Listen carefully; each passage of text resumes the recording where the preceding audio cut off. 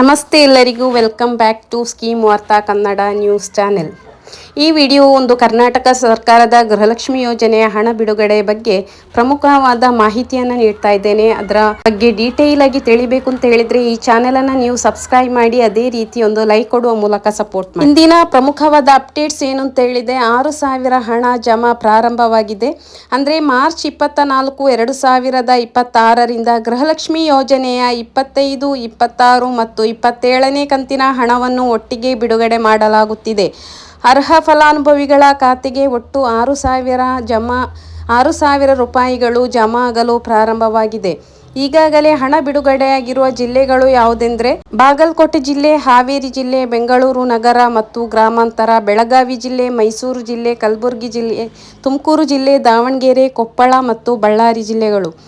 ಇನ್ನು ಜೀವಿತ ಪ್ರಮಾಣ ಪತ್ರ, ಇದಕ್ಕಿಂತ ಮೊದಲು ಕೂಡ ಒಂದು ವಿಡಿಯೋದಲ್ಲಿ ಹೇಳಿದ್ದೆವು. ಅಂದರೆ ಜೀವಿತ ಪ್ರಮಾಣ ಪತ್ರ ಇನ್ನು ಮುಂದೆ ಇಂಪಾರ್ಟೆಂಟ್ ಅಂತ ಹೇಳಿ, ಅಂದರೆ ಜೀವಿತ ಪ್ರಮಾಣ ಪತ್ರ ಇಲ್ಲದವರಿಗೆ ಇನ್ನು ಗೃಹಲಕ್ಷ್ಮಿ ಹಣ ಬರುವುದಿಲ್ಲ ಅಂತ ಹೇಳಿ, ಅದರ ಬಗ್ಗೆ ಕೂಡ ನಾನು ಈ ವಿಡಿಯೋದಲ್ಲಿ ಡೀಟೇಲ್ ಆಗಿ ಹೇಳ್ತಾ ಹೋಗ್ತೇನೆ. ದಯವಿಟ್ಟು ಸ್ಕಿಪ್ ಮಾಡಿ ವಿಡಿಯೋ ನೋಡಬೇಡಿ, ಕಂಪ್ಲೀಟಾಗಿ ವಿಡಿಯೋ ನೋಡಿ. ಅದೇ ರೀತಿ ನೀವು ಒಂದು 10 ಜನರಿಗಾದರೂ ನೀವು ಈ ವಿಡಿಯೋನ ಶೇರ್ ಮಾಡುವ ಮೂಲಕ ಈ ಮಾಹಿತಿಯನ್ನು ತಲುಪಿಸಿ. ಗೃಹಲಕ್ಷ್ಮಿ ಹಣ ಸೋರಿಕೆಯಾಗುವುದನ್ನು ತಡೆಗಟ್ಟಲಿಕ್ಕೋಸ್ಕರ ಜೀವಿತ ಪ್ರಮಾಣ ಪತ್ರವನ್ನು ಕಡ್ಡಾಯವಾಗಿ ಸಲ್ಲಿಸಬೇಕು ಅಂತ ಹೇಳಿ ಒಂದು ಯೋಜನೆಯನ್ನು ಕೂಡ ರಾಜ್ಯ ಸರ್ಕಾರ ತಂದಿತ್ತು. ಅದು ಅಧಿಕೃತವಾಗಿ ಎಲ್ಲೂ ಕೂಡ ಘೋಷಣೆಯಾಗಿಲ್ಲ. ಆದರೂ ಕೂಡ ಈಗ ಲೈಫ್ ಸರ್ಟಿಫಿಕೇಟ್ ಇನ್ನು ಮುಂದೆ ನೀವು ಗೃಹಲಕ್ಷ್ಮಿ ಹಣ ಪಡೆಯಲು ಕಡ್ಡಾಯವಾಗಿರ್ತದೆ ಎಂಬ ಮಾಹಿತಿ ಕೂಡ ಇದೆ.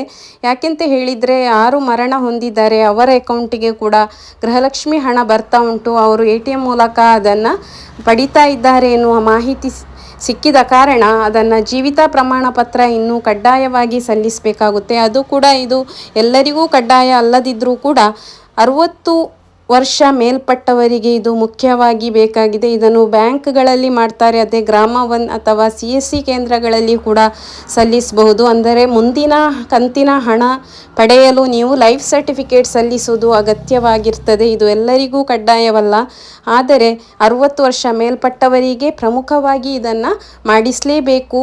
ಇದು ಸಲ್ಲಿಸದಿದ್ದರೆ ಮುಂದಿನ ಹಣ ತಡೆ ಹಿಡಿಯುವ ಸಾಧ್ಯತೆ ಕೂಡ ಇರುತ್ತೆ. ಇನ್ನು ಒಂದು ವೇಳೆ ಹಣ ಬರದಿದ್ದರೆ ಬ್ಯಾಂಕ್ ಸಮಸ್ಯೆ, ಆಧಾರ್ ಲಿಂಕ್ ಇಲ್ಲದಿರುವುದು ಅಥವಾ DBT ಸಕ್ರಿಯವಾಗಿಲ್ಲದಿರುವುದು ಕೂಡ ಕಾರಣವಾಗಿರಬಹುದು. ಸಚಿವೆ ಲಕ್ಷ್ಮೀ ಹೆಬ್ಬಾಳ್ಕರ್ ಮೇಡಮ್ ಅವರು ಬಾಕಿ ಇರುವ ಹಣವನ್ನು ಶೀಘ್ರವಾಗಿ ಬಿಡುಗಡೆ ಮಾಡಲು ಅಧಿಕಾರಿಗಳಿಗೆ ಸೂಚನೆ ನೀಡಿದ್ದಾರೆ. ಮಾರ್ಚ್ ಅಂತ್ಯದೊಳಗೆ ಎಲ್ಲ ಬಾಕಿ ಹಣವನ್ನು ಪಾವತಿಸುವ ಗುರಿಯನ್ನು ಕೂಡ ಸರ್ಕಾರ ಹೊಂದಿದೆ. ಇನ್ನು ಫೆಬ್ರವರಿ ಮತ್ತು ಮಾರ್ಚ್ ತಿಂಗಳದ್ದು ಕೂಡ ಹಣ ಬಾಕಿ ಇದೆ. ಅದೇ ರೀತಿ ಇನ್ನು ಕೂಡ ಅದು ಅಲ್ಲದೆ ಬೇರೆ ನವೆಂಬರ್, ಡಿಸೆಂಬರ್, ಜನವರಿ ಈ ರೀತಿ 3 ತಿಂಗಳ ಹಣ ಕೂಡ ಒಟ್ಟಿಗೆ 8,000 ಹಣ ಬಾಕಿ ಇದೆ. ಅಂದರೆ 4 ತಿಂಗಳ ಹಣ ಬಾಕಿ ಇದೆ. ಅದರಲ್ಲಿ ಈಗ ಆಲ್ರೆಡಿ 2 ಕಂತನ್ನು ಹಾಕಿದ್ದಾರೆ. ಇನ್ನೂ ಕೂಡ 8,000 ಹಣ ಹಾಕಲಿಕ್ಕೆ ಬಾಕಿ ಇದೆ. ಅದು ಕೂಡ ಮಾರ್ಚ್ ತಿಂಗಳ ಒಳಗೆ ಎಲ್ಲ ಹಣವನ್ನು ಕೂಡ ಪಾವತಿಸುವ ಗುರಿಯನ್ನು ಕೂಡ ರಾಜ್ಯ ಸರ್ಕಾರ ಹೊಂದಿದೆ. ಇನ್ನು ಸ್ಟೇಟಸನ್ನು ಚೆಕ್ ಮಾಡೋದು ಹೇಗೆ ಅಂತ ಹೇಳಿದೆ, ಫಲಾನುಭವಿಗಳು ತಮ್ಮ bank statement, PhonePe, Google pay ಅಥವಾ DBT ಕರ್ನಾಟಕ ಆ್ಯಪ್ ಮೂಲಕ ಹಣ ಜಮೆಯಾಗಿರುವುದನ್ನು ಕೂಡ ಪರಿಶೀಲಿಸಬಹುದು.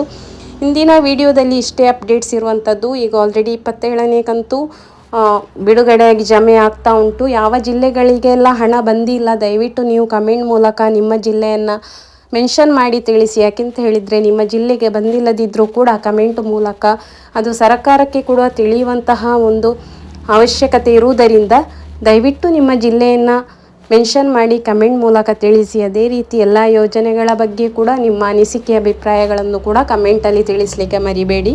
ಇನ್ನು ನೆಕ್ಸ್ಟ್ ವಿಡಿಯೋದಲ್ಲಿ 28ನೇ ಕಂತಿನ ಹಣ ಯಾವಾಗ ಜಮಾ ಆಗುತ್ತೆ, ಬಿಡುಗಡೆ ಆಗಿದೆಯಾ ಇಲ್ವಾ, ಅದರ ಬಗ್ಗೆ ಏನು ಮಾಹಿತಿ ಇದೆ ಕೂಡ ನಾನು ತಿಳಿಸಿಕೊಡ್ತಾ ಇದ್ದೇನೆ. ಯಾರಿಗೆಲ್ಲ ಮೊದಲಿನ ಕಂತು ಅಂದರೆ 26, 25, 24 ಹೀಗೆ ಯಾವ ಕಂತೆಲ್ಲ ಬಿಡುಗಡೆಯಾಗಿ ನಿಮಗೆ ಜಮಾ ಆಗಿಲ್ಲ ಅಂಥವರಿಗೂ ಕೂಡ ಈ ಟೈಮಲ್ಲಿ ಬಿಡುಗಡೆ ಆಗುವಂತಹ ಚಾನ್ಸಸ್ ಹೆಚ್ಚಿದೆ. ದಯವಿಟ್ಟು ನಿಮ್ಮ ಬ್ಯಾಂಕ್ ಅಕೌಂಟನ್ನು ಪರಿಶೀಲಿಸಿ. ಇನ್ನು ನಿರಂತರ ಸುದ್ದಿಗಾಗಿ ಸ್ಕೀಮ್ ವಾರ್ತಾ ಕನ್ನಡ ನ್ಯೂಸ್ ಚಾನೆಲನ್ನು ಸಬ್ಸ್ಕ್ರೈಬ್ ಮಾಡಲು ಮರೆಯದಿರಿ. ಧನ್ಯವಾದಗಳು.